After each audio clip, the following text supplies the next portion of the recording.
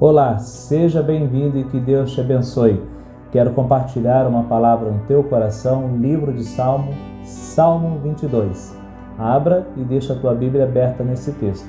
Esse texto, na tradução King James, tem um título, O Salmo da Cruz, porque vai falar justamente do sofrimento e da crucificação do Messias. Veja bem, esse salmo foi escrito aproximadamente 1000 anos antes da vinda do Messias. Como Deus usou a vida de Davi para abordar esse assunto. Quando Davi escreveu, então ele estava escrevendo de forma muito profética de coisas que ainda iriam acontecer. Bom, eu separei alguns versículos, olha para você ver como que é interessante, conhecido como o Salmo da Cruz. Veja, versículo 1, Deus meu, por que me desamparaste?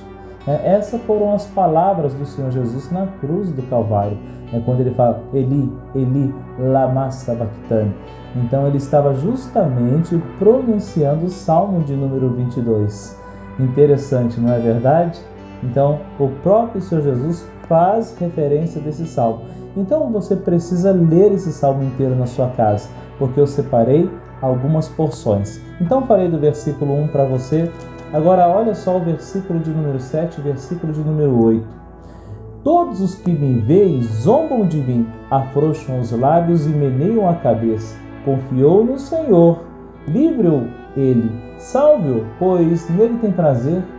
Olha só, lembra quando Cristo estava crucificado, as pessoas lá embaixo zombavam dele? Se tu és filho de Deus, desce daí. Salvou a muitos e não consegue salvar a si próprio. Meu Deus, como é atual o texto. Versículo 12. Muitos touros me cercaram, fortes touros de Bazã me rodeiam. Quem me acompanha nas orações da madrugada, eu falei já sobre Bazã, Bazã e Og foram cidades, territórios conquistados antes de atravessar o Rio Jordão. E eles viram que ali era bom para criar o gado. Então vamos lá novamente. Muitos touros me cercam, fortes touros de Bazã me rodeiam. Contra mim abrem a boca como faz o leão, que despedaça e ruge. Derramei-me como água e todos os meus ossos se desconjuntaram. Meu coração fez-se como cera, derreteu-se dentro de mim. Então fala de um período de opressão, foi o que o Senhor Jesus enfrentou. Lembra no Getsemane? Transpirou gotas de sangue. Então, uma forte opressão. Imagina você cercado por touros. Um só já colocaria medo em nós, não é? Ou teria o poder de nos destruir. Agora imagina você cercado por fortes touros de Bazã e ainda falando que eles estão rugindo e parecem como leões. Meu Deus! Então isso fala de uma opressão terrível e foi o que o Senhor Jesus enfrentou antes da crucificação. O coração se derreteu como cera, ou seja, a alma estava dilacerada, moída, Ele foi moído pelas nossas transgressões. Continuando, versículo 18. Repartem entre si as minhas vestes e sobre a minha túnica deitam sortes. Eu não acredito que isso aconteceu com Davi, mas olha só, foi o que aconteceu com o Senhor Jesus, quando repartiram a túnica do Senhor Jesus. O Salmo 22 está trazendo esse texto de forma muito profética. Versículo 27. Lembrar-se-ão do Senhor e a ele se converterão os confins da terra. Perante ele se prostrarão todas as famílias das nações, pois do Senhor é o reino e é ele quem governa as nações.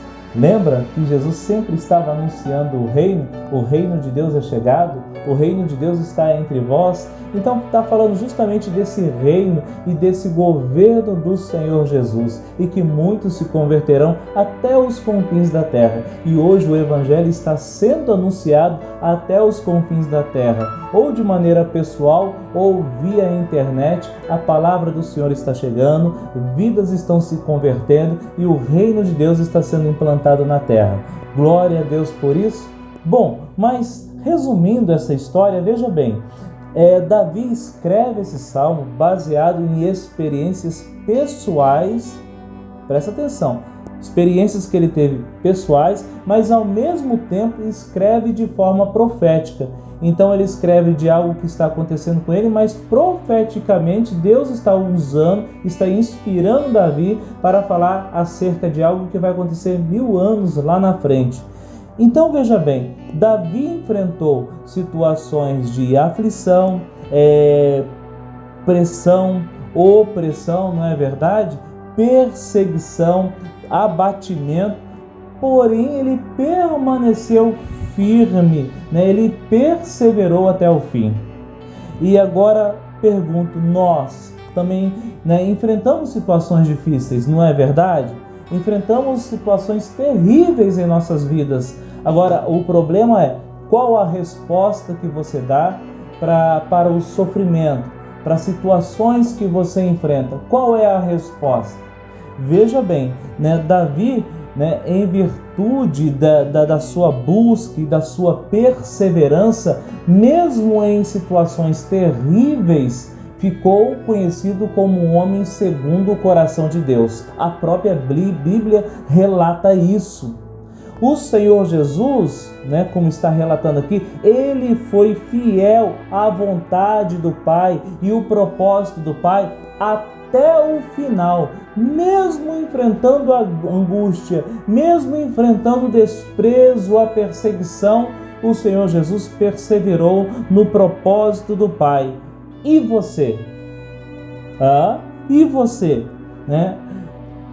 Aqui abre uma lacuna, sabe por quê? Porque nesse texto eu vejo aqueles que carregam a cruz de Cristo, né, que vão enfrentar o sofrimento, enfrentar situações terríveis como Davi enfrentou, mas perseveram, permanecem até o fim, né? Assim como o exemplo do próprio Cristo que enfrentou o sofrimento para cumprir o propósito do Pai. Mas também terão aqueles, né, que esperam em Deus, apenas um Deus que resolve problemas. Apenas um Deus que responde às necessidades. Então, como é que você vai se posicionar?